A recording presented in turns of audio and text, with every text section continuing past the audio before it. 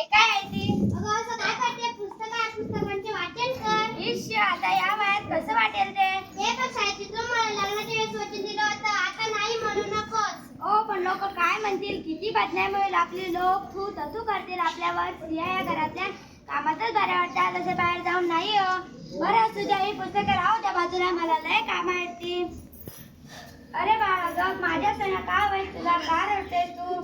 अगं बाई, ह्याचा मत लयच आपल्या, हे पण घरी नाही. आता मी काय करू?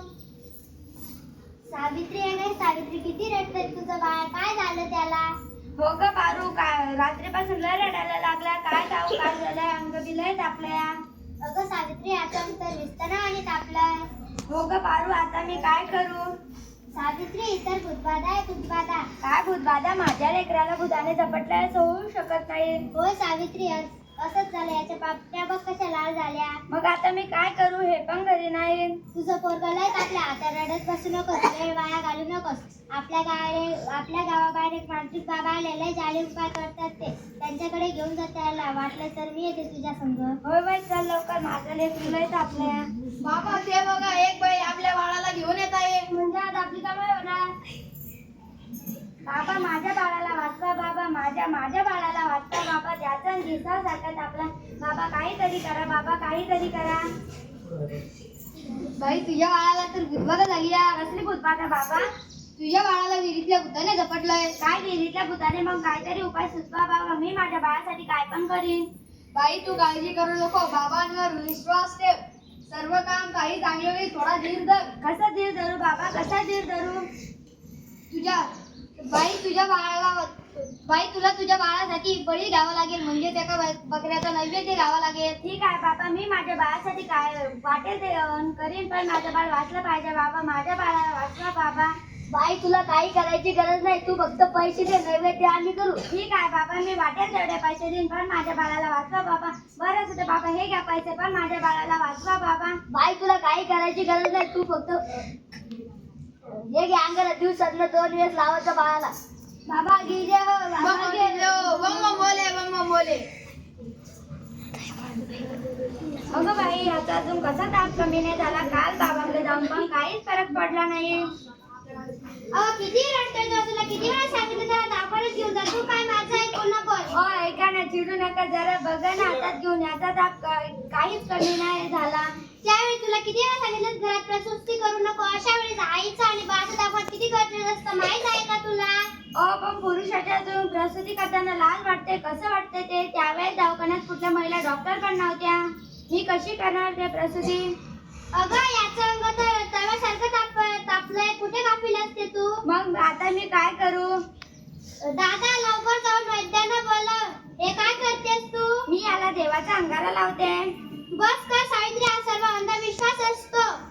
जरा विश्वास ठेवा. हे बघा, याचा ताप कमी होत आहे. कपाळ पण अगदी थंड पडला. हे उठ ना बाळा, उठ. तुझी मम्मी तुला बोलवते. उठ ना बाळा, आई तुला आवाज देते. हा उठत का नाहीये आणि डोळे पण उघडत नाहीये. उठ ना बाळा. असं जात गप्प गप्प काय आहे? उठ ना बाळा. आणि नाही राहणार मी अडाणी. मी शिकेन, मी नक्की शिकेन. कारण उद्या एखाद्या कुणी आईला उपचाराच्या कमतरतेमुळे आपल्या बाळाला मुकावं लागणार नाही. मी शिकेन, मी नक्की शिकेन. शाबास सावित्री, शाबास. मला तुझ्याकडून हीच अपेक्षा होती. अगं बाई, मला माहितीच नव्हतं सूर्य पृथ्वीच्या गोल फिरतो. अगं सूर्य पृथ्वीच्या गोल फिरते, पृथ्वी सूर्यभोवती फिरते. तर समजलं चल गावंडळ. तुम्ही मला सारखं गावंडळ म्हणत जाऊ नका हो. या सावित्री कलियुग रे बाबा, कलियुग. उद्याला केव्हा मिळाटेल तेव्हा पहिल्याच मजा टाकू. आमच्या बायकोला असं शिकवतं का? सगळं जग नष्ट होईल. बघतच राहा तुम्ही. काय झालं या समाजाला? घाबरलीस की काय? हे तर तुला आयुष्यभर सहन करावं लागणार आहे. नाही, मला आता कोणी काय म्हणू द्या, मी मागे हटणार नाही. मी शिकेन, मी नक्की शिकेन. मग चाल माझ्या बरोबर. सुमित्रांच्या घरी आहे का? त्यांची दिल्लीहून तार आलेली आहे. सावित्री तुला दिल्लीहून तार आली आहे. तुला दिल्लीला पुरस्कारासाठी जावं लागेल. तुझा सत्कार होणार आहे दिल्लीला. काय आज हे फक्त तुमच्यामुळे शक्य झालं, नाही तर मी एकटी काहीच करू शकले नसते. हे वैष्णवी चांगलं. Congratulation, keep it up. महिलांचा सन्मान वाढवलाय तुम्ही.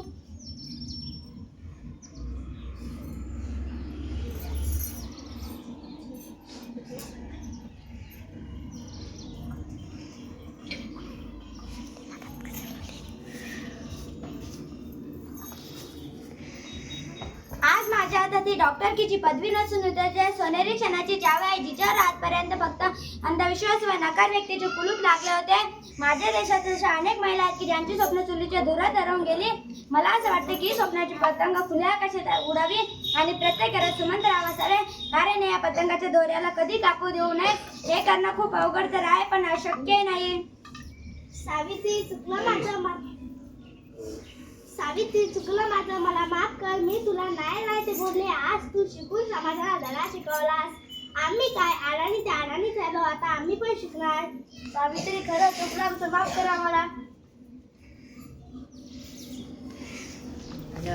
धन्यवाद.